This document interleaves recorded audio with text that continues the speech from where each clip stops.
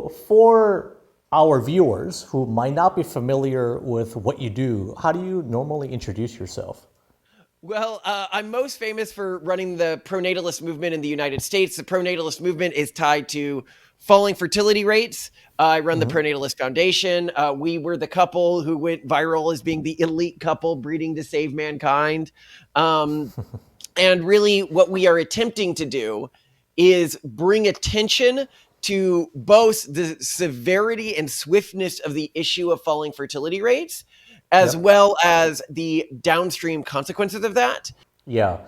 I guess what's quite interesting about your background is that you also spent some time living in Korea, which, as you know, has the world's pretty much worst fertility rate of about 0.65, which is way You below the fell below replacement level of seven? Wow. 2.1. So at a fertility rate like that, Yeah. just so people get context here, that means for every 100 Koreans, even if the fertility rate does not keep falling, there will only be around 5 great grandchildren. And keep in mind, it fell Mm, mm. 11.5% year over year last year. And in Seoul, where about a third of the population is, the fertility rate's only around 0.53. And to fix this is almost impossible at this point because right now 60% of the population is over the age of 40, and so they're not going to have kids. So that's becoming quite inexorable. The thing that made this really interesting for me, given I was living and working in Korea as a venture capitalist at the time, is it really came to me when I really started to care about this issue that I was tasked by the other partners in my firm of like, okay, go and chart where the Korean economy is going to be in 100 years and sort of what opportunities we have. And of course I do this and I'm like, Korea's not going to have an economy in 100 years. Have you guys looked at your birth rate issue? And they're like, oh, yeah, we know about that. Every educated person in Korea knows about that, but just ignore it when you're calculating the data. And I think that this for me was such a moment of, wait, so like the elite in our society recognize this as like a global problem and they just ignore it because none of the financial math works if you take it into account, which is a wild situation when you think about it. And I think people are like, come on, people wouldn't do that. And it's like, no, of course, if you ever had a job, of course you would do that. I, as a venture capitalist, can't just submit a result. There's going to be no economy in 100 years. I have to say, okay, this is what we're doing next. This is what we're doing next. But any realistic future prospects, if you're looking within a country like Korea, just say there isn't a Korea in 100 years. Yeah, so I certainly appreciate the magnitude of the situation. I think it is a classic case of people kind of logically understand that this is a serious issue, but they don't feel it, right? In fact, as a matter of fact, that's exactly what they say. I understand how serious this is. I just don't personally feel it. I'm like, of course you're not going to feel it right now. And I want to elevate how like serious this is. And this was also my thing in Korea. When I was in Korea and I was talking to people, they're like, yeah, I logically understand, but it doesn't affect me right now. In a lot of countries, when I'm talking about the severity of fertility rate collapse, I am projecting forwards. I'm like, in a few generations, this is going to have absolutely catastrophic consequences. In Korea, the very same, for example, young women that are being interviewed and are like, this just isn't an issue that affects me. These are going to be people who, when they're older, are not going to have state support. They are not going to have state Mhm. medical support, and they are going to die slowly and painfully in the millions because the Mhm. system just will not be able to care for elderly individuals in the way it has in the past. One of the things that Yeah. Chris Williams said when you were interviewing him, which I thought was a really gruesome but good way to put it, is there are not going to be people to bury the bodies. Like that is the scale of tragedy that we are heading into, outside of the fact that like Koreans as an ethnic and cultural group are going to go extinct. I realize that the Western culture that's been exported there to an extent is like, oh, don't have pride in your own group. But like when you're literally going extinct, I think we can afford to have a little pride in our own cultures and say it's a tragedy when it's disappearing. Although I would note that this isn't like global warming. It's a very unique issue. With an issue like global warming, you need everyone involved to pitch in to fix it. If you believe it's human caused, and that's all, you can go into that debate, but I'm not going to. But with fertility rates, if just you marries a Korean woman and makes a few tweaks to your culture that allows it to be, one, intergenerationally persistent and high fertility, and you had 8 kids, and each one of those kids had 8 kids, and you did that for just 11 generations, you wouldn't just repopulate Korea, you would have more descendants than there are humans on Earth today. So you can fix this. To Korea, I'd say like this is very fixable, but it requires individuals deciding intentionally, I am going to, one, step up in a big way, not like 2, 3 kids, like 8, 10 kids. And I am going to do so in a way where I am tweaking my culture to fix whatever is preventing the motivational problem around fertility rates. So at this point, I'm sure that a lot of our viewers are wondering, what initially got you interested in Korea to the extent that you're actually living here, and how many children do you actually have now? Okay, so how did I end up in Korea is an interesting question. I am a very aggressive person when it comes to opportunities. And during spring break, when I was at Stanford Business School, I had before going to Stanford Business School, I'd gone to visit my other classmates who lived in other countries, and I asked them to show me around their country. And I had visited one in Korea, and he'd introduced me to a number of like VCs and startups in Korea. And then during spring break, which is not a vacation, so people know in the US it is common to do summer break internships, but spring break, nobody does internships over spring break. And I was like, no, I'm going to do one. So I emailed a bunch of countries in Korea, companies, because I had so much fun there. And one of them was like, oh yeah, sure. Come work for us. And so I worked for them, and it was a startup called Vingle. And it did Oh, okay. really well after I worked for them. Like some of the things that I had suggested ended up working really well. So they told their venture capitalist group, like, oh, what he did worked really well. And so then the VC group afterwards, they were like, hey, why don't you come out and work as our director of strategy? But I actually had a job position as a manager at Google, and I was like, well, I think. It's insane thing to do, to pack up right after marrying and go to Korea. But Google didn't place me in a position, and my wife was starting at Cambridge, and I needed to pay for this. So I was like, okay, I guess I'm going to Korea, because she was going to be away from me anyway. So I went to work in Korea. But then even crazier, do you know the story of what happened with the ventures? Like, do you remember this? It was all over Korean media for a while. Well, for people who might not be familiar with what's happening in Korea, period, maybe you can explain. Okay, great. Yeah. So basically, everyone ended up getting arrested. I ended up being promoted as people above me kept being arrested. And I was like, oh, this is not good. I don't want to be the person at the top next. And that's actually why I ended up leaving Korea, not out of disliking Korea or anything like that. And afterwards, it was all proven as like, except for one person, like trumped up political things, which was really a shame. And people in the West may be like, "How did this happen? Like, what? Why were they arresting VCs?" Well, our VC had a very unique model that was doing very well. We were the most desired source of early stage capital in Korea. It would be like Y Combinator in the US, basically, where we helped accelerate companies. I would often go into the companies, help them develop their strategy and implement that strategy. But in Korea, this was actually sort of culturally frowned upon, because we specialized, our arbitrage was investing in people who either dropped out of college, didn't go to college, or at least didn't go to the Sky colleges. And in Korea, this would be seen as like, in the US, it would be like if you had a VC that specialized in investing only in meth addicts, people would be like, that's damaging to our cultural fabric. How could you do that? And I Right, was right. told by some of the people I would meet in Korea, because I'd meet with the other Stanford Business School people in Korea, and they'd be like, you're damaging the cultural framework of our country by the way you are doing business. So I think that there was this heavy, like, Right. negative stereotype around what our company was doing, which made us a good target for a political attack campaign, which is really sad, Yeah. because I look at the founders of the firm, and somebody who just made a bunch of money and was trying to give back to his country by building new businesses and helping young entrepreneurs. So it was a Yeah. Yeah. wild experience for me. Wow. Wow. And that's when you start noticing all these, like an actual, the actual core issues of, wait a minute, like nobody's talking about this birth rate issue. Like at the time, were anybody talking about that, or is it something you just noticed? No. I would bring it up to people, and it was so odd. It was the strangest thing, because I would bring it up to people in Korea, and it's very different from the US.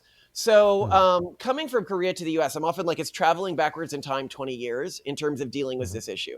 When I would bring it up with people in Korea, and I think it's because they're much more practical and less histrionic than people in the United States, they were like, yeah, I'm aware of the statistics, but like also I don't care. Like, why does it matter to me? Like, and I'm like, well, here's the numbers. Here's what's going to happen to the economy. And they're like, yeah, but having a lot of kids is hard, and I can't fix an entire societal issue myself. So it's easier just not to think about it. Like, that was basically the response I would get in Korea. In the US, when I started talking about it, it was like, oh, so you're a Nazi. And I was like, what? Where did that come from? They're like, oh, so you're a far-right extremist. There was a recent Politico piece that was like, they're trying to fill the world with people. And the early ones, the Telegraph piece on us, elite couple breeding to save mankind. I'm like, I'm having a lot of kids. Like, I just tell them I'm having a lot of kids because there's this fertility rate crisis. And in the United States, because everything is like this political fight, they couldn't hear just, oh, he's having a lot of kids because there's a fertility rate crisis. It's he thinks he's better than everyone else, and so he wants to replace us. He's being crazy. Like he thinks there's a fertility rate problem, but there's not a fertility rate problem in Africa. Therefore, he hates Black people. And I'm like, like, do you understand how crazy? So I'm not sure which is the better response. Like, at least in the US, they are immediately reacting to it, right? Like, or they'll say the statistics just aren't that. Like, the problem will correct itself over time is something you hear in the US. Like, and I'm like, what? They're like, yeah, demographers say you can't predict this stuff long term. I'm like, millennials, there was a recent survey done in the US, 45% say they want no kids. So if you just round it to make the math easier, if you say 50% want no kids, for the population to stay stable, the other 50% has to have over 4 kids each. Do you know how rare that is? Like, 4 kids? Like, I have 4 kids now, but it's rare. Like, we're already moving into freak status at this point. And I can look at rates of religiosity, which are highly correlated with fertility rates, and they are dropping off a cliff in Gen Alpha. This is vertiginous. This is logarithmic. This is not an incremental decline. And everything that correlates with fertility in the future is dropping off a cliff. This problem is going to get worse. And it's a type of problem that by the time it's affecting your daily life, it's already too late. So you look at Korea right now, and in many ways in Korea, it's already kind of too late because 60% of the population is already above the age of 40, and therefore is really out of the range where they can fix this. So how do it's not just you need to double the fertility rate or quadruple the fertility rate. Really, you need to increase it by like 8-fold if you're going to fix this in an aggregate way, i.e. knocking the general fertility rate up, which is just impossible at this point. If we want to save Korean culture, the only realistic way to do it at this point is a collection of families trying radical cultural experimentation. But you're not going to fix it at the level of the nation state at this point. And this is an issue when you consider the effects this is going to have on the global economy, because we've built, whether it's Korea or the United States, a global economy that assumes constant growth. And we've taken out debt at like every layer of the economy, which is great when things are growing because it multiplies your returns. But if things start shrinking, it multiplies the pain. And so it's sort of a holy moment that we are going to have an issue of collapsing fertility rates at the same time. Like, when we actually realize this is a problem and we need to fix it, we're also going to have an astronomic paucity of wealth that is unlike anything we have experienced. It won't be like a Great Depression. It'll be like if depression becomes a norm and periods of short economic growth become the rare thing. So it sounds to me as though you've really ran the numbers and you could just clearly see what lies ahead. Except the problem is that people are not as, I suppose, smart as you. They don't even like to acknowledge the reality, or their future projection gets shadowed by the harsh reality under which that people think that they're living in. So this is an interesting question. Why aren't people freaking out? Like, why if this data is so out there, are people not reacting to it? I think this is a really interesting question. And I think the answer in Korea is different from the answer in the rest of in the United States and Europe. In the United States and Europe, the reason people aren't reacting to it is because it doesn't fit neatly within dominant political narratives. So what I mean by that is the left, which is the controlling party, if you're talking about like the EU or the United States or Europe or our academic system, like our universities, they see caring about fertility as like a fundamentally racist ideology, because from their perspective, it's, well, all humans are fundamentally interchangeable with all other humans. So if fertility rate is fine anywhere in the world, like in Africa, we can just import them. And I should note, in the United States, it's not as easy because Latin America's fertility is crashing right now. And it fell below replacement rate all the way back in 2019, even by the UN's own projections, which are famously optimistic. There really are only a few countries where you can continue to source people from. And then I point out to them, I'm like, well, if we increase the wealth of those countries, which we're trying to do, an average country falls below repopulation rate when the average person in that country is making less than 5,000 USD per year. And they're like, yeah, but still, it doesn't really fit political narratives, right? Like, as a leftist, you can be fired for saying things like this in a university system or something like that. So they just don't bring it up. And then to the political right in America, and in Europe, it is useful to talk about fertility rates if you're talking about specific ethnic groups or specific cultural groups, like Americans' fertility rates are falling. But also Latin American fertility rates are falling, and at a rate that will have them below the United States likely within 10 years. Well, that then doesn't fall into their narratives. And then you have the secondary narrative problem on the right, which is it appears that countries with more immigration, like the more diverse a country is when you're controlling for wealth, are typically the higher fertility countries. These are countries like the United States and Israel. And typically lower diversity countries, Korea would be a great example here, are typically the lowest fertility countries if you are controlling for wealth, like if you're looking within the class of wealthy countries. So it doesn't fit their narratives either. And I think we live in such a narrative-driven framework that if it is not a useful fact to one of the political teams, people just won't mention it. As to why people don't freak out about it in Korea, I think it's because it's a consensus-driven society to an extent. And unfortunately, to fix fertility rates, you need to change culture. Like, that's the only way to do it. And we know this. Like, Korea has spent, what is it, $300 billion? It might even be $3 trillion last time I was looking, in the last 16 years or so. To try to get its fertility rates up, and it just hasn't worked. And so the question is why isn't it working? And it looks like this isn't a problem that's easy to solve with cash incentives. I mean, Hungary spent 5% of its GDP on this issue, and its fertility rate has actually not gone up at all when contrasted with neighboring countries. And there's a lot of disinformation on the Hungary situation, again, because this isn't what specific political actors want to be true. Because it's a consensus-driven society, and because you can only fix this with cultural change, for an individual to say, well, we need to culturally try something entirely new would be quite offensive within a Korean context, I think. Or you could tell me if you think I'm wrong, but Well, I mean, before we get to Korea, but it does definitely sound to me as though this is a global issue, where yeah. I mean, and we haven't even mentioned China yet.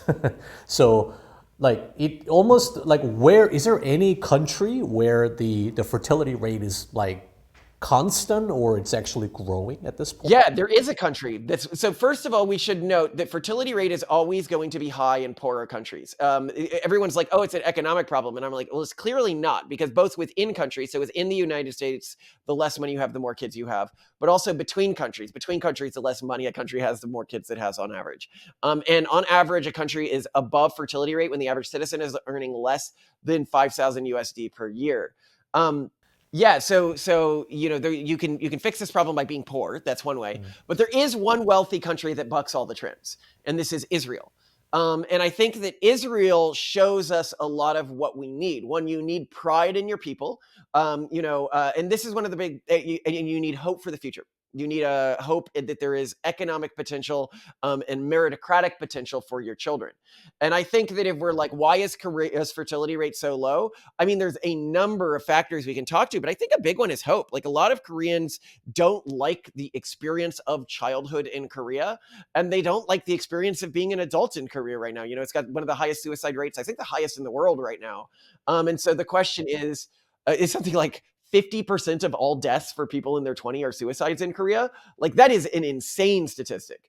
And so the question is like, okay, so that's one problem. And in China, this is a big problem. This is where you get the we are the last generation problem. So in China, when the government is telling people, you know, have more kids, your average young Chinese person is like, so the wealthy in our country can stay wealthy and stay in power. Like, no, I'm not creating slaves for you. I'm going to create kids just because I have pride in my people. Now, it was in Israel when a Jewish person says has more kids, other Jewish people are like, oh yes, because we're Jews and Jews are good, and we're having kids to continue our people, and also the rest of the world is against us, and therefore having kids is of utility. And I think that this is also partially why immigration is helping fertility rates so much in countries, not necessarily for good lefty reasons, but because it creates a heightened sense of, oh, I am different from these other people, and my fertility rate matters if I want my people to continue to have power within my country. And I think that that is something that all Jews are sort of instinctively like, oh, yeah, the Holocaust. Like, of course, we need to re-up our population. And so in Israel, you've got a fertility rate, even among the secular population, that's like 3 per woman on average. So that Wow. means for every person who's having Yeah. no kids, there's somebody having 6 kids. So Israel right now is the only country that you can think of that's wealthy and they're just having more kids than way above the replacement level. Literally the only country in the world. Literally the only country. In some stats, there's like some small island nation that also does it, but it's actually in poverty. If you look it up, it just has a ton of I forgot, some natural resource like fertilizer or something that makes a few people on it incredibly wealthy. But no other country is even close. Actually, the next best country is the United States in terms of fertility rate. And so if you're looking at the United States, people are like, why is the United States fertility rate unusually high given its wealth? And the answer is religiosity. Religiosity in the United States is uniquely high. And this is what the United States has in common with Israel. And so people can be like, why is religiosity so tied to fertility? 2 key reasons. If the dominant culture in our society, I think everyone knows the dominant culture in Korea, in Europe, in the United States is a secular culture. It's what we call the urban monoculture. It's a very low fertility culture.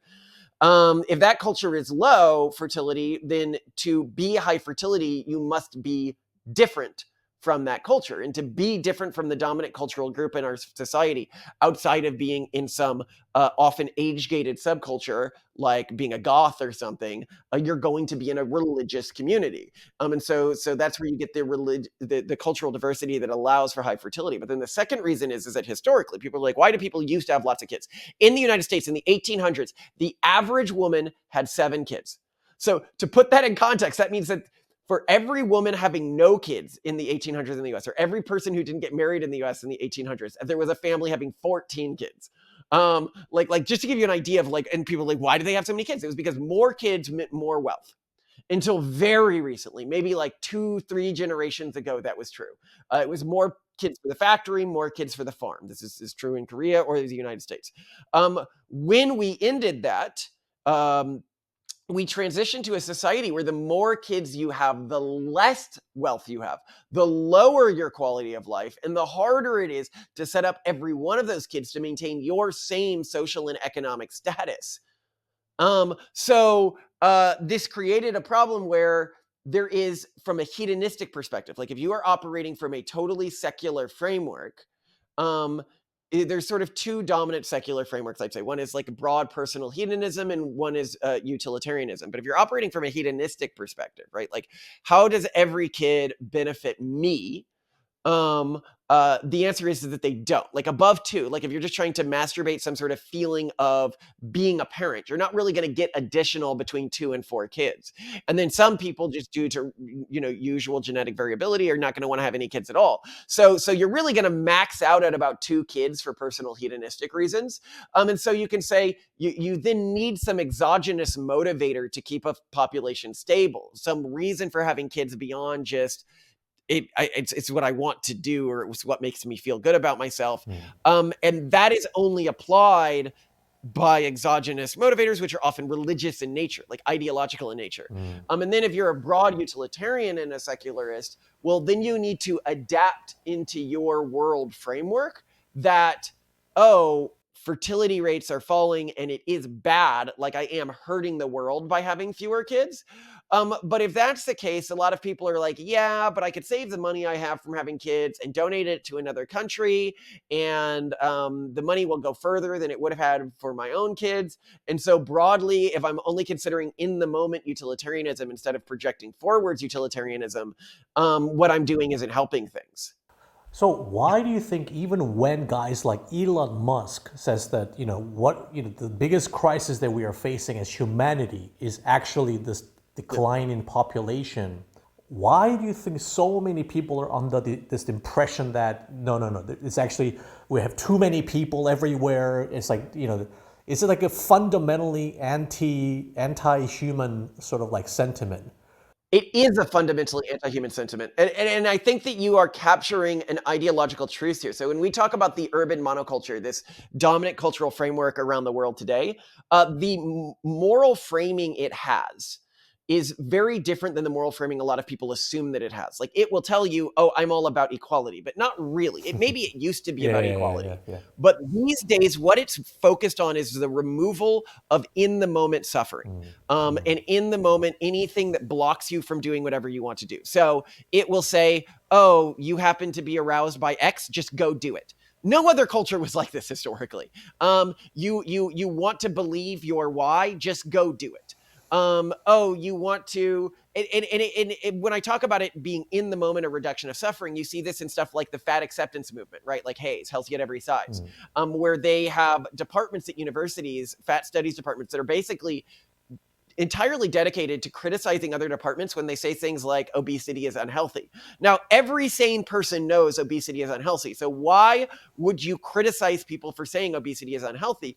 It is because you have a moral framework where the in the moment emotional suffering caused by telling somebody this is worse than the long-term benefit of mentioning this. You also see this in cities in the US where now they're like stopping SAT testing. That these very far in the urban monoculture cities, these very far woke is the product. I heard about that, and I just like couldn't believe what I was hearing. They just get rid of the standard almost. Like right. Obviously, this helps wealthy people. Like this increases the amount of inequality in these cultural groups, because wealthy people, they're still sending their kids to SAT prep. They're still sending their kids to external study. This is only hurting the kids who are in impoverished families and already in dangerous circumstances. Right. So why would you remove it? Because you're removing in the moment emotional suffering.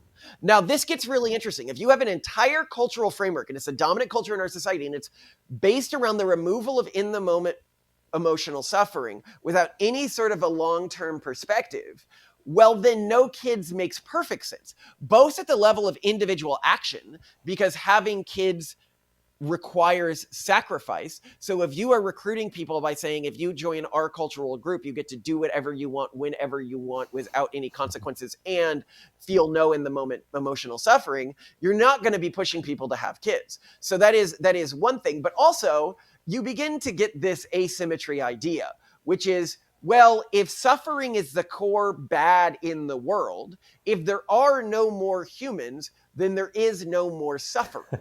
And do we have any moral responsibility to a human who hasn't been born yet? No, we don't, they would say. I would say, yes, obviously you do. But they're like, no, obviously you don't. This is called the asymmetry hypothesis. And so And they just say this like if it's an obvious truth. So there is a growing ideological movement in the United States, which is actually quite different than in Korea. So in Korea, like in both countries, you get this moral justification for why we're doing this.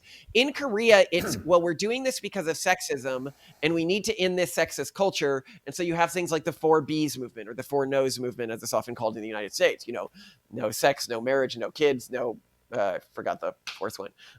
But in the United States, you have a different one, which is the antinatalist movement, the negative utilitarian antinatalist movement, which has two versions. One is the negative utilitarian, which is suffering is bad, remove humans, you remove suffering. But then the second one is the voluntary human extinction movement, which has gotten really big with environmentalists. Oh, man. And this movement is also, to me, sort of terrifying. It's the bigger one. It actually has significant voice within the UN. If people want to check out one of our episodes on Basecamp, I go into it, the UN antinatalist conspiracy. But people who are key members of the Club of Rome, which was an organization founded to reduce the world's population, and that are in an organization that's stated goal is reducing the world's population by 80% by the end of the century, are also key figures in the United Nations. So when people are like, why does the United Nations always get its fertility numbers wrong? Why does it always underpredict? Why does it say that fertility rates will stop dropping? Like in Latin America, they were predicting fertility collapse in 2019, and they said, oh, it'll stop at 1.75. And yet if you read the Peace in America's Quarterly, why are Latin Americans' fertility rates dropping? What you see is every single country they were looking at just 5 years later is below the 1.75 floor that they thought it would stabilize at the second half of the century, just 5 years later, except for one, Mexico. So if you're asking, like, why are people systemically getting these answers wrong? It's because they want this, and they have built a moral framework that justifies wanting this. So when Elon Musk, he'll often say there is an anti-life movement in the world, and there is a pro-life movement.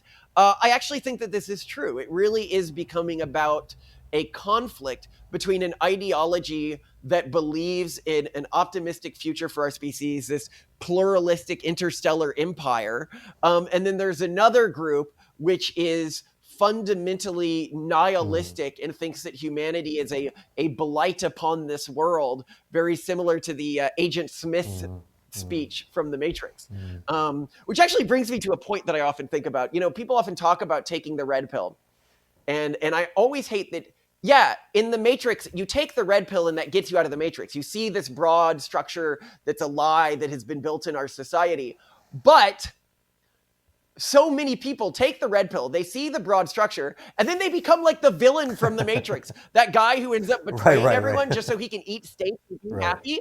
No, you take the red pill and then you fix it. You fix it. That's the goal. Now that you understand how society is crumbling, you're like, oh, okay. Well, I've got to tweak my culture here. I've got to take this action here.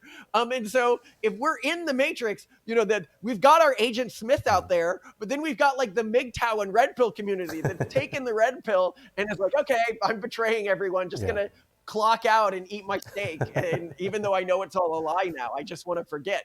So yeah, it's wild. Oh. Yeah, I wasn't. I kind of didn't fully appreciate the extent to which this thing has become such a politicized ideological battle. But it sounds pretty serious because I just didn't get that it was that serious. And if you're saying it has infiltrated at the UN level, where supposedly you will think that they're doing things for the sake of humanity, they believe they are. They believe they are, exactly. Yeah, so it's always these people who. Whose intentions are good, they mean well, but then the actions that they take have consequences. Yeah, well, especially when they're working on bad information, you get a problem here. And within the UN, you get the degrowth movement and everything like that. I'd say the biggest miscalculation that they're making within the UN is a misassumption that you can just, you know, if fertility is still high in some countries, you can just take somebody from one of those countries, move them to a developed country, and they will be, you know, that's not a problem at all. Like, essentially, they're creating a situation where, remember I mentioned Latin America's fertility rates have fallen, where Europe's economy, like people realize in the US and Europe, Even a Bill Gates backed organization, who we've done an episode on this, has said, yeah, fertility rates are falling, but this is a great thing because it makes immigrants even more valuable. And we can all fight over immigrants now. And there's still some high fertility countries. And I try to point out to them, I'm like, so your plan to deal with falling fertility rates in Europe, your plan to support a majority white population when they're elderly and non-working, is to import people from Africa to support them, to support non-working white people. Like, the optics on that aren't great. But in addition to that, it also intergenerationally will destroy the countries that they plan to treat as sort of human farms. First, it creates an economic incentive in Europe and the United States to prevent these countries from ever developing, because then their fertility rate will fall. You know, even in Africa, when a country's average income goes above 5,000 USD per year, they fall below repopulation rate. You're creating an incentive. And I remember I was talking to one reporter who was like deep in the urban monoculture about this. And they go, do you really think that the United States and Europe would like sabotage developing countries just to help their economies? Do you really think the CIA and the FBI would work to sabotage developing countries' economy to support the United States? I'm like, I want to live in your alternate world. Like, because I don't know if you're familiar with this, but famously, yes, the US and Europe have done this many, many times.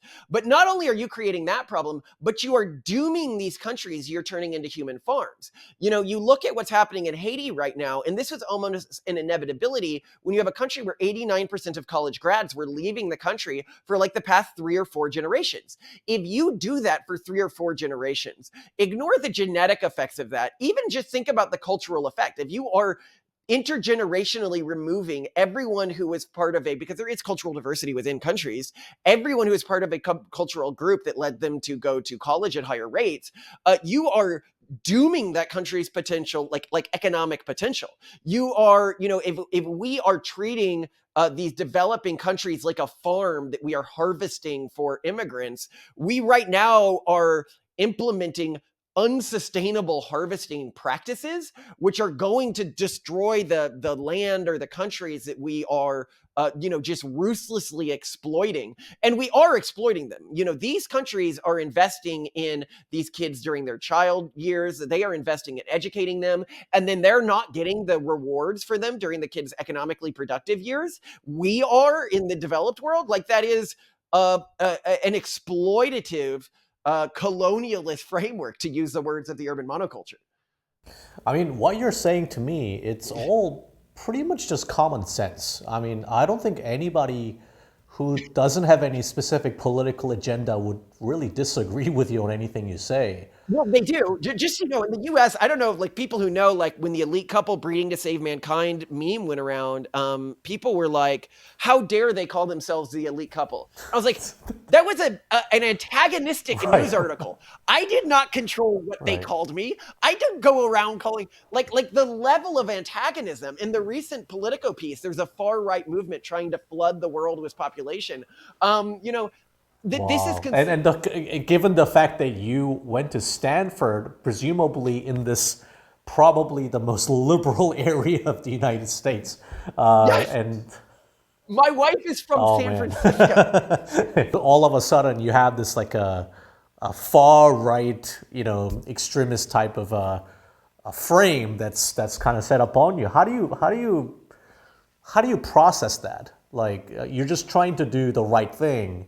Yet now it sounds like you're pretty much of like a notable figure in the media space, that you're actually getting demonized as this like a main, I don't know, figure of this movement. Oh yeah, no, I'm being treated as like the main villain. And I do even worse things. Like, one of the core evil things I do in the US from their perspective is with our kids, because we're adopting new fertility practices, we do full genome sequencing because we have to do IVF anyway, and it's inexpensive to do. And this allows us to prevent the probability of things like cancer in our kids. And people are like, that's evil, that's eugenics. And I'm like, well, okay, I can be scolded on Twitter for doing genetic selection with my kids, or I can have a 7-year-old dying of cancer. Like, am I going to, when my little daughter's like, you could have prevented this and you didn't? Am I going to be able to explain to her that I wanted internet points for being a good boy?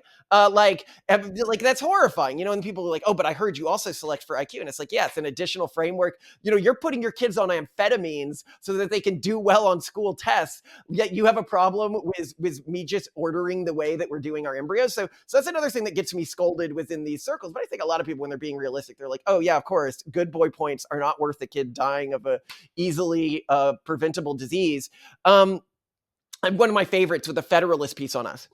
They wrote, this couple is playing a sick game with their kids where only the strongest get to live.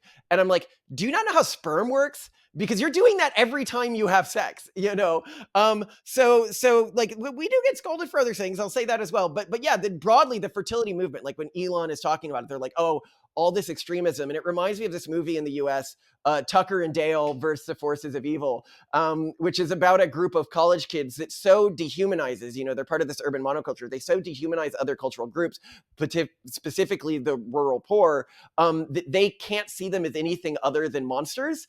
And so they end up trying to kill them because they assume that they're rural poor. They live in an area. They must be the bad guys, and end up getting themselves killed. And I sometimes feel like that. Like I'm out there just trying to help people. And meanwhile, they're sterilizing themselves. They're killing their future potentiality and their people. And it's such an interesting movement to be running, and such a weirdly low stress movement, because when somebody is yelling at me online and I'm just out there trying to help them, I'm like, hey, I want to save your cultural group. And they're like, no, you're not. You're a bigot. You're horrible. And I'm like, they're stabbing themselves. I'm like, they are hurting themselves. And so I don't even need to feel like any animosity towards the people who are against me, because they are the people who won't exist in the future. Their perspectives, their cultural frameworks, they're the ones that are falling into obscurity. But it creates an in the moment conflict, which is actually quite severe in the United States, though less so, I think, in Korea, which is because the dominant cultural framework is this urban monoculture and it controls the school system and everything like that, but it's also very low fertility. It can only survive, population wise, by recruiting children from demographically more healthy cultural groups, or importing children from demographically more healthy cultural groups, which most of these are religious conservative groups, which creates an intrinsic conflict between these two communities, with the conservative religious groups feel like their children are being stolen. And these other groups, increasingly the iterations of them that focus on converting children end up more populist just due to cultural evolution, because they're the ones being repopulated. The ones who are like, oh, hands off kids, they end up disappearing. And so you get an increasingly aggressive behavioral set within this dominant cultural framework, which is causing a huge amount of conflict here. And I would reframe this, because a lot of people so dehumanize like the American conservative religious communities and rural communities that they don't understand how like psychotic what's happening is. So if I reframe this, if you were doing this to a Native American community, like if you were imperialist colonizers, but like you had no kids, so you had to convert children from nearby native tribes, you would understand why those tribes would get angry at you, right? Like you get that this is an existential issue for them. And so you've got that. But another thing that's really interesting is how this plays into geopolitics, because now you've got issues where a lot of countries are playing by the old game, which is, going out, trying to kill other people, take their land, and spread your culture. Like the war in Russia right now makes no sense when these are two of the most similar cultural groups right now, and they both have a fertility rate where they're basically halving their population every generation, and so they're just not going to exist as like a meaningful cultural force in the future. Whereas high fertility cultural groups, this is an existential matter of national security. But if you're looking at a country like South Korea, the absolute insanity of when I looked just a few years ago, because I was thinking, okay, who's going to be in these skyscrapers, in 100 years, if you're at 5% your current population? I was like, you could take immigrants, but like, where are you going to take them from? Like your neighbors, like Japan and China, are also having huge fertility issues. And then it put into a framework to me. Japan was able to motivate its population to kill millions of people in an attempt to spread their culture less than a century ago, and yet they can't motivate them to have kids. And I was telling this to someone, and they go, well, it's a lot easier to kill somebody than it is to raise a child. And I was like, I guess that's kind of true. Like in civilization, we're playing at a completely different set of rules now. And one of the things that my wife and I are actually looking to do is go host a summit in somewhere in East Asia, likely in Taiwan, Korea, or Japan, for pronatalist influencers from all of these countries to get together and think about this as a national security issue. Because if you guys can fix your fertility rate, South Korea, Japan, and Taiwan, then China as a geopolitical adversary basically becomes irrelevant in 100 years. If you guys can't, then the entire East Asian sphere is going to become irrelevant in 100 years, which to me is really scary. Because in the US, whenever you mention fertility rates, people are like, oh, this is a white issue. And I'm like, no, even in the US, like the lowest fertility demographics are always East Asian. This is predominantly like an existential issue for East Asian populations, which really But scares isn't me. that also an issue for the Chinese population as well right now? So if their own population gets halved, and like basically we all sort of like die together, then Right. Yeah. Well, it depends on if you think of them as a geopolitical enemy or not. Like in my framework as an American, I'm seeing them as a geopolitical enemy. So never interrupt your enemies when they're making a mistake. Um, and what's interesting from a Chinese framework is I think if they want to solve this in a good way, the correct strategy is to give the youth hope again. I mean, I think in Korea, you could also hugely remediate this by giving the youth hope again, but that requires like a total cultural overhaul. The negative way to solve this, and I expect we will see this because during the one child policy, you had instances of people going in for like a cold checkup and they'd be given an abortion, just to meet like the government. If you look at the summer was at a birth, this really horrible period that happened during one period in China, in one district, where they were really aggressive with the one child policy. You'll see how far the government was willing to go with this.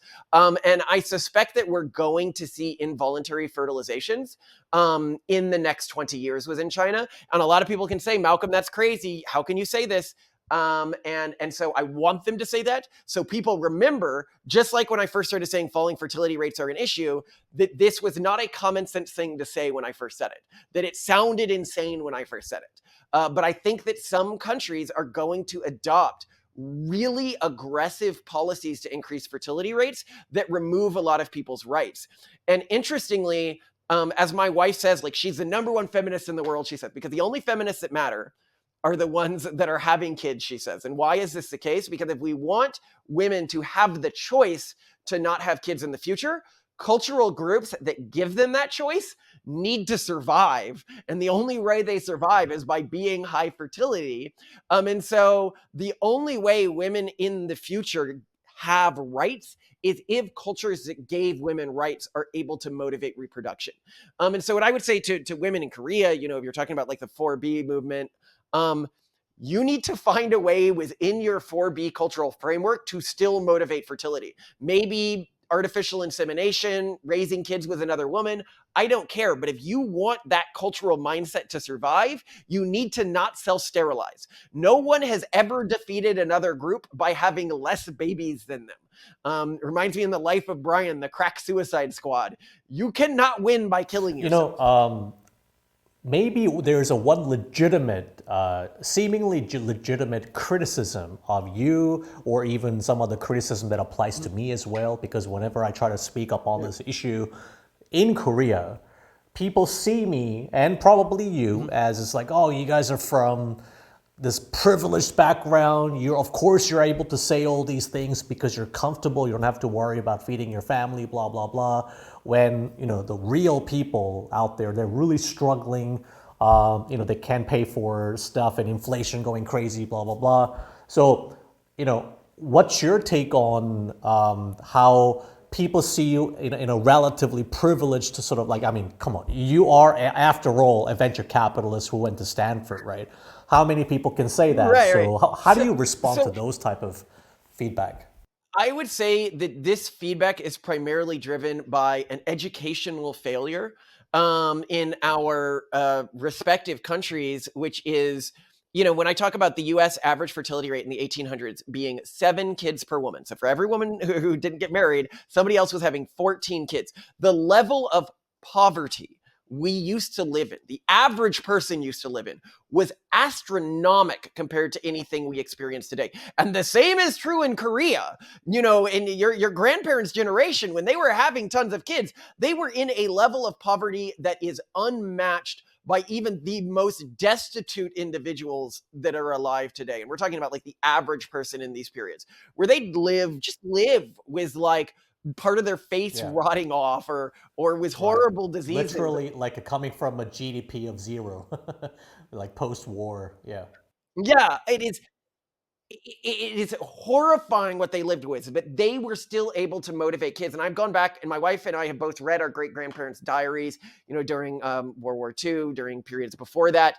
And they would talk about why they had kids. And they did it because they wanted to make the world a better place. Like, to them, they wanted to pass on their culture. They would, my wife's great grandmother during the war, you know, when she was bombed, she had a future when she thought she was going to die flash before her eyes of her kids growing up and, you know, living happy lives. And she realized she'd never get to give that to another person. And that's what motivated her to go on. And my great great grandfather, he made an inventory of all of his descendants, and how all the things they had contributed to society, and whether any of them had lapsed into criminality. He was quite concerned about that, because that's what he saw this as giving to the future. And we have lost that. And within countries, people are like, oh, it's a problem of economics. And I'm like, if it's a problem of economics, then how come within the United States, the less money you have, the more kids you have on average? Why is that the case? Until you get to extreme levels of wealth, like over 500,000 a year or something like that.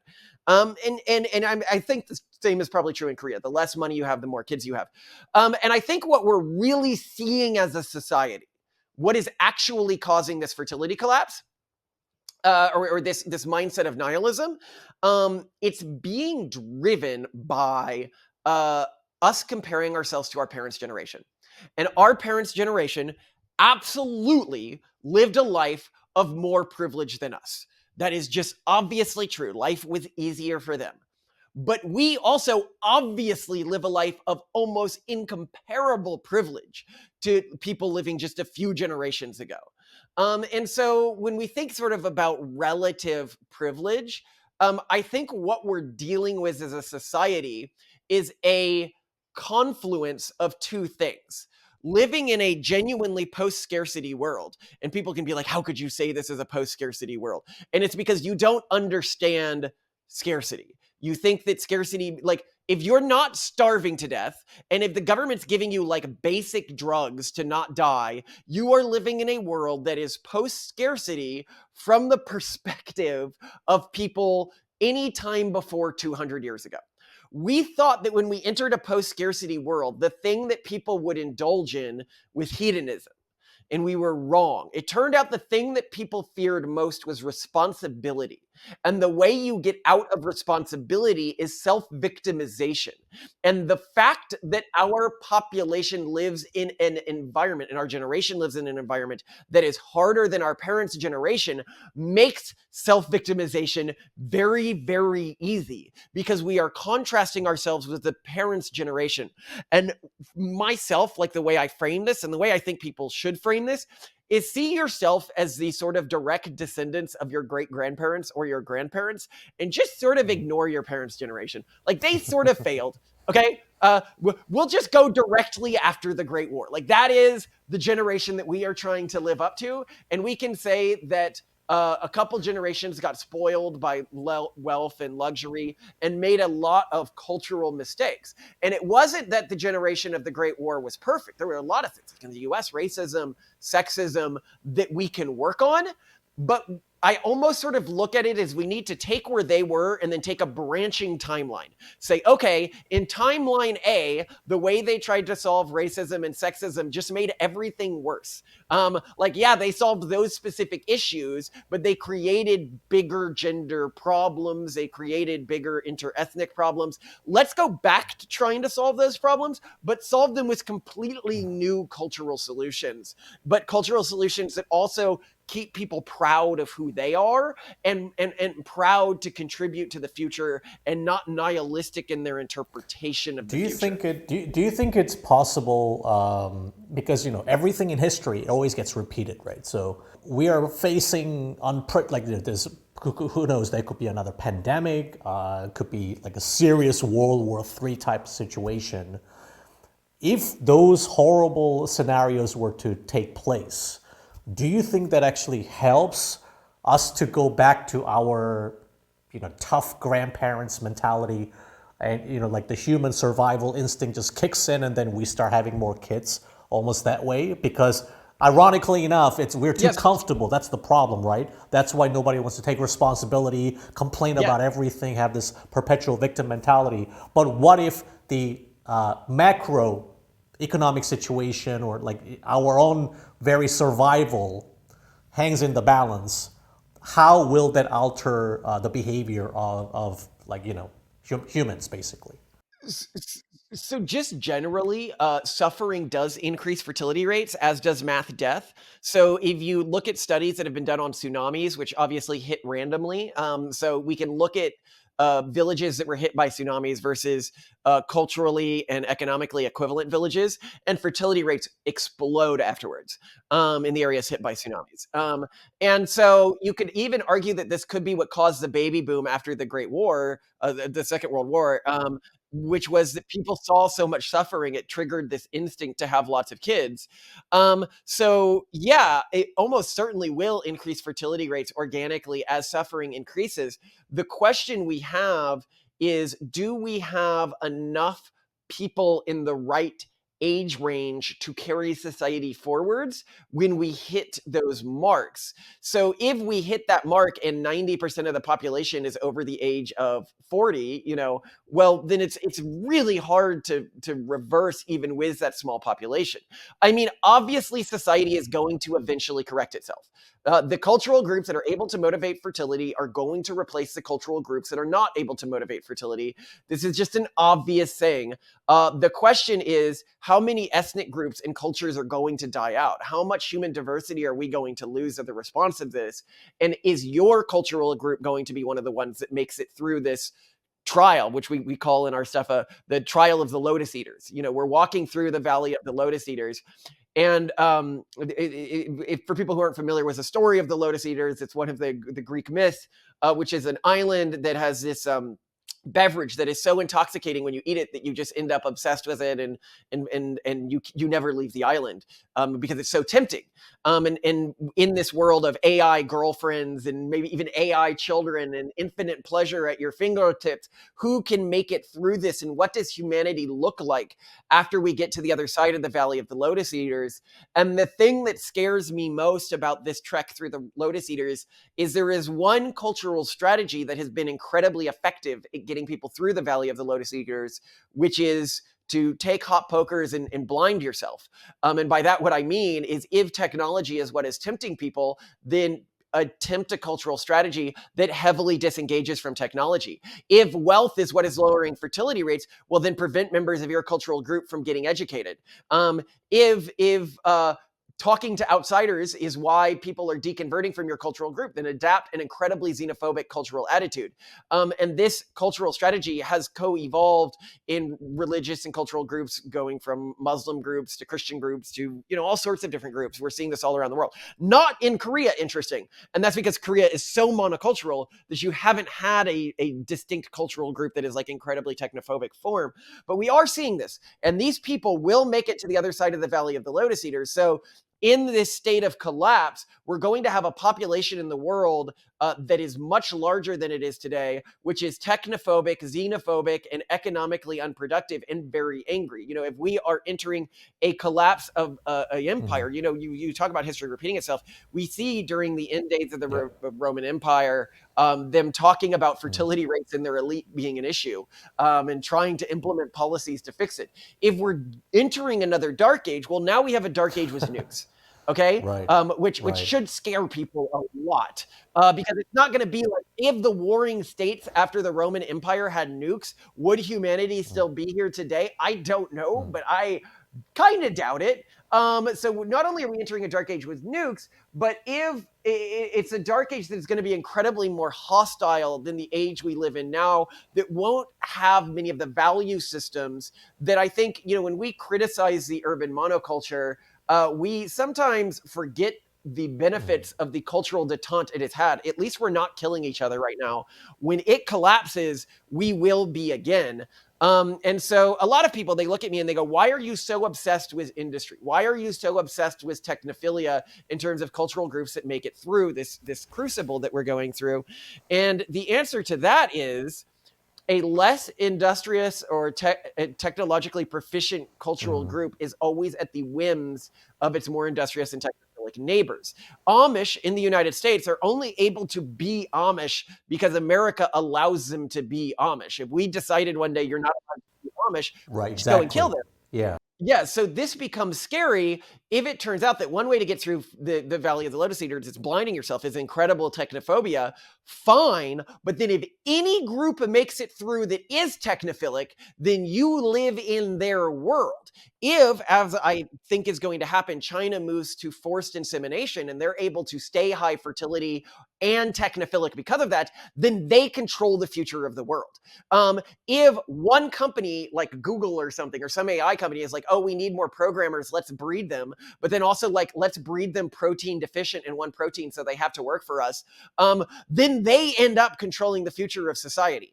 All it takes is one malevolent group to make it through with technophilia, and we all lose. Humanity loses. So if we're going to hope for this bright future of humanity, we need an alliance of the few technophilic groups that are undertaking this challenge. And that's why I really want to find people in East Asia who are looking to do this, because I think that they play a critical role in how we make it through this, given how monocultural their societies are. Even a few of them attempting an alternate cultural strategy could get a lot of government support and could lead to a massive societal swing. As we've seen in South Korea historically, there have been rapid and extreme cultural shifts that have happened sort of all at once in the country.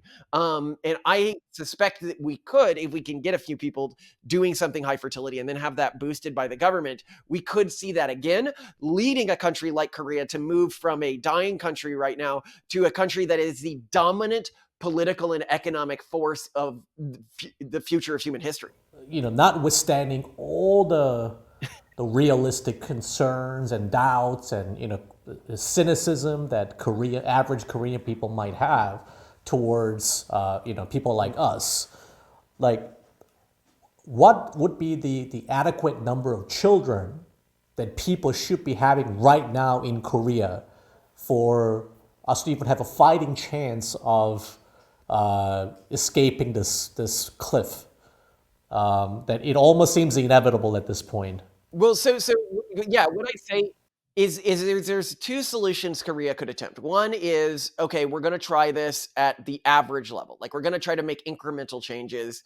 Given that I assume, when I look at the Four No's movement, when I look at marriage rates in Korea, at the very least, 50% of people in this upcoming generation aren't going to have any kids. If you just wanted to stabilize your population, the other 50% would have to have 4 kids or over. That's 50% of the population having 4 kids or over. That's not going to happen. Like anyone who's familiar with Korean culture just knows you're not going to convince the average Korean to do that.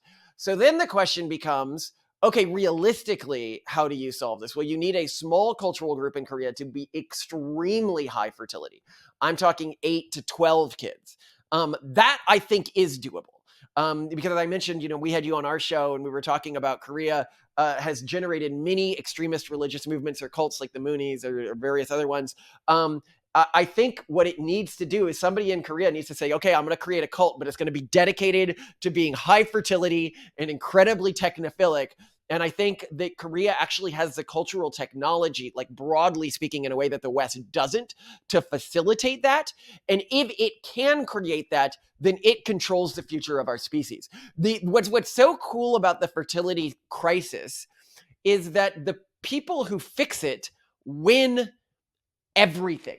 They like all of the people who are out there scolding you or whatever and not having kids, they don't matter in the future because they're not passing on their values to the future. People who can and they're like, no, I can convert kids from other culture. And it's like, yes, you can, but now they're sterile. So now they don't matter to the future. So it really doesn't matter. You're just an obstacle that shapes the cultures around you. But if just you and like 5 other families can be really high fertility, and this is the interesting thing about Korea because it's so collective. I think if the government saw a small cultural group in Korea doing that, they would find a way to spread it across the country really quickly. Or and to culturally reward it, or you could do a video series about it. Become social media stars around this odd lifestyle, and that's something that I think could really work. Right now, my family, for example, we're in talks with some channels to do a documentary about our family. I think that something like that in Korea could be incredibly impactful. So that's what's really cool is the rewards being so cool for the people who can get through this. I see. So small group of almost like future leaders who could really create a movement, Yeah, and they need to have at least, you're saying, like 7 or 8, pretty much same as our grandparents, pretty much. yeah. They need to move to the grandparents' generation.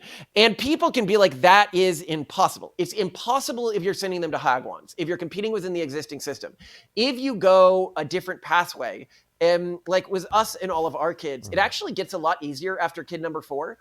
Because the kids start looking after each other. Like my family, we have 4 kids right now, and the oldest is 4. We do a kid a year. We make it just a yearly routine. And I think that when you as a family stop treating childbirth as this huge event and you're like, okay, we are going to augment our culture so childbirth becomes a yearly routine, yeah, you can motivate it then. And I think that that's possible within a Korean context. You might even change like naming conventions around how many kids you've had and stuff like that. And what do you say to those, especially parents, who do appreciate how hard it is to actually raise kids and be able to pay adequate attention? And I guess the argument goes that the more kids you have, yeah, they will probably look after themselves, but the individual attention and love that you dedicate towards one child could be spread, and sometimes you don't even know where these others are. Pretty much like the similar problems that our grandparents' generation used to have. It's that one of them just could get lost, or Yeah. and you don't even know what's happening with your kids, basically. Yeah, oh, I love it. People are like, well, couldn't that cause mental health issues if you have tons of kids? And I'm like, oh, bro. Let's take a step back here. Our society right now has a mental health crisis, and we have virtually no kids. And we grew up in small families. Do you think there were psychiatrists in the Old West? Do you think that there were like child psychiatrists in the Old West that were in post-war Korea? No, there were very few mental health issues compared to the modern day. So no, mental health isn't a problem. You can actually look at large families. There's studies done on this. Does this hurt people's outcomes? Very little. Being from a large family does not have that big effect on an individual's life outcomes. And then people are like, well, it must cost a ton. And even there was a great study done in the US. So I don't know how this translates to Korea, but for your first kid, you're paying on average something like $15,000 for kid number 1, $10,000 for kid number 2. This is per year. But when you get above kid number 4, it's something like $500 extra per year. And people are like, how can this be? And it's, well, I mean, look at us with our kids. Like we have one set of clothes for every age group. Because we're having a kid of year, we just switch them through the clothes. It does, the marginal cost just isn't that much more per additional kid outside of government regulated things like child care, the child boosters. And then people are like, well, what about like food costs? Come on, food costs are not really that much. Like if you are responsible in how you're spending money and preparing food for the family, you're doing big batch meals that you're then freezing and then you're doling out throughout the week. It's just a marginal expense. The core cost is real estate, right? But even then, bunk beds. Like, you have one room for girls, one room for boys, and they can sleep in the parents' room if you want. Like There is a way to do this. Historically, the entire family slept in the same room. There's people in the world where this is still the case, and they're perfectly mentally healthy as adults. You just need to change the cultural expectations you have around child rearing. No, really appreciate the talk. I think we covered a lot of grounds. It's really good to hear from your perspective as a non-Korean, because like our members and our viewers understand that there's a whole another side, because they get to hear directly from the Koreans, and there are a lot of positions. But for me, it's also good to get obviously both sides of the story. I'd also say, if I'm gonna your audience one thing, if your audience likes, learning about Korean or other cultures, the core thing to note on Korean fertility collapse, coming from somebody who's from the West and has seen what's going on in the West and what's going on in Korea, is there is just no panic. Like people think that when an existential issue, like once it gets existential, people are gonna freak out. If Korea is a leading indicator, no panic. It's a quiet recognition. Well, we'll leave it on that positive note. Appreciate your time, and hope to keep in touch with you. And then just keep us updated with your future endeavors. Will do. And I'm sure we'll be in touch. And to your listeners, check out the Base Camp podcast if you want to see more. Yes, go make sure to check out the Base Camp podcast.